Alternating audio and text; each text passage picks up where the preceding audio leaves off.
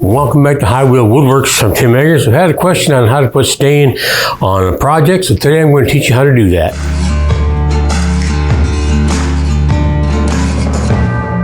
Okay, we're back. We're looking at taking this really cool workstation top that a friend of ours asked for, and it's made out of cherry. We've got it sanded all the way down through 80, 120, and then 180. And then our friend wants it stained a dark walnut. So what I like to use, in fact, the only stain I ever use is Old Masters. Really, really good stuff. It covers well.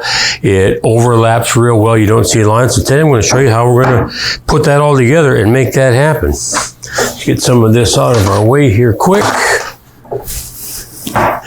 One of the first things that I do before I go to finish something is I'll take my last grit of sandpaper, which in this case is 180, and I'll put it around one of these drywall sponges like this, and I'll run it the length with the grain. I like to go with the grain because my random orbit disc is going to kind of swirl a little bit. So if I run this with my grain, it's going to make sure I don't have any little swirly marks that are going to get in there and cause any trouble. So I've already done that with our whole piece.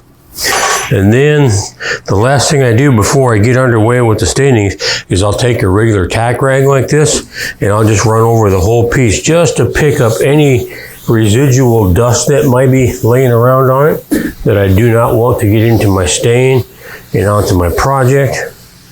Basic little tack rag that you get at any painting supply store or any of the big box stores and all that. So now I've got my piece nice and clean. It's free of any residual dust and all that. And if I'm going to stain, I would rather the stain stay on the wood rather than on me. So what I do is I get these nice little thin latex gloves, again at a box store or at a paint supply place. There we go. And you'll notice that I've got my watch covered up because I don't want it stained either. I've got my piece suspended on a couple pieces of scrap wood above the top of my bench, just so I can get down all these sides and all that without getting much on my bench. And one of the last things I did before I threw this up on here is I took some paste wax and I waxed the top of my bench. That way, if anything does happen to spill on it, it'll simply wipe off. It won't go through and penetrate and leave a mark on there. So with that, what I like to do when it comes to staining stuff is I like to roll it on with these 4-inch real thin nap foam roller. It gets it on there real nice. We'll dump it into the paint pan here. We'll stir it up real quick. Get a little bit poured in there. Again, like I said, this is Old Masters. Really, really good stuff. It covers real well. It doesn't show overlap lines.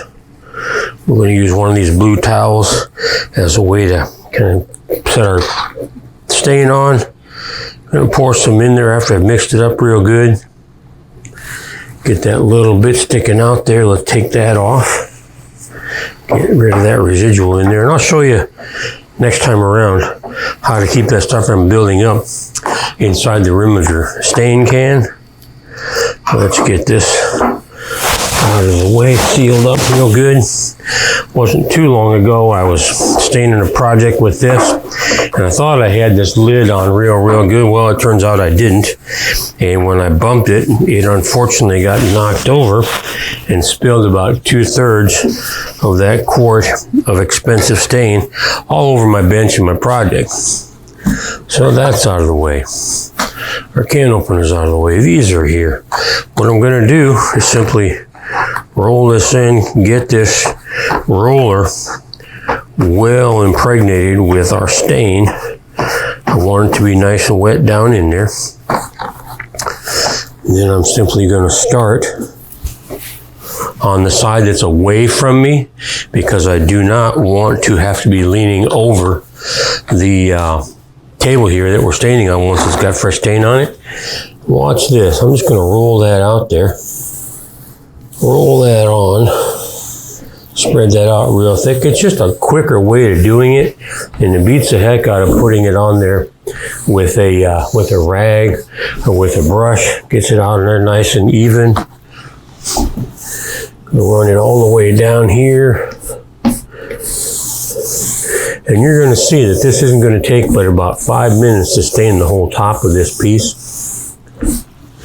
We're going to let that sit on there, come back and run our next round. And then obviously I'm going to take my rag, I'm going to remove the excess, and I'm going to work the rest of this in to get a nice even coating over our piece. This is the quickest way that I have ever found to do staining on large projects. For another project for this same friend of ours, we did a whole bunch of wall covering, tongue and groove wall covers, and it was all 4 inches and 6 inches wide. And it was really neat because we could take those boards, lay them out on sawhorses, run this over them to get the stain on, go back and take it all off. Real easy. And yeah, as you can see, this isn't going to take but just a matter of a few minutes. Got a little spot there. I like to let this stuff sit on the wood just for a few minutes. I'm not going to put it on and wipe it off right away. I'm going to let it sit there for a minute or two just to be absorbed into that wood. You know, you might think cherry with a walnut stain on it might get to be a little odd, but actually it turns out looking real good. Looks real rich when you put it on there. There's all of our stain on our board. I'm going to take a couple of these blue rags and just start wiping it in, taking off the excess and doing like this. Mostly going with the grain, poking it around a little bit, get it in there. Just like that. Spread it around real good on there. And I've got a good bit of excess that's going to end up on this rag. And that's going to actually be to our advantage in that with that rag now I can go down these sides, use the excess on that rag to go ahead and cover the rim of our piece. Works out real well.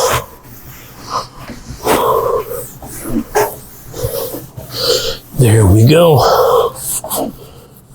Now, how long did that take us? Less than 5 minutes to put the stain on that whole piece.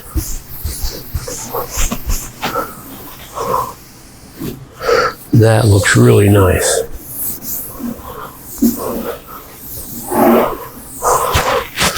Question gets to be now, once I've got these rags filled with this oil-based color and stain, what do I do with these rags? Never, ever take and wad them up and simply throw them in the trash can. Anything that's an oil-based finish can spontaneously combust given the right circumstances, and those right circumstances are it's balled up, thrown in the corner somewhere. I take them outside, I lay them out, let them get well dried out. Let's set those down here for a second. Grab another one here. Lay them out so they're nice and flat like this. When I get them outside, let them dry for a couple hours, and then I'll put them in a sealed small trash can that I use to keep my finished materials in. And right there, we have a really nice cherry workstation top, stained with a special walnut from Old Masters. We'll let that dry for a couple hours, and then we'll get some nice finished top coat on it, and it'll be done. So right there, the quickest, easiest way to apply a good quality stain over a piece. It's sanded 80, 120, and 180 grit, and then I sanded that last grit 180 with the grain to remove any swirls or anything like that. And then we tack ragged it off. We put our stain on with a 4-inch real thin nap paint roller, covered it real well, wiped off the excess, and now it's done. We just get to let it let it sit and dry for a while, let it cure, and then we'll put a finish on it. So if you got any questions about how we put on finish, that's my preferred methodology for doing that. If you got any questions, leave them in the comments down below, and we'll have our piece stained. Thank you much.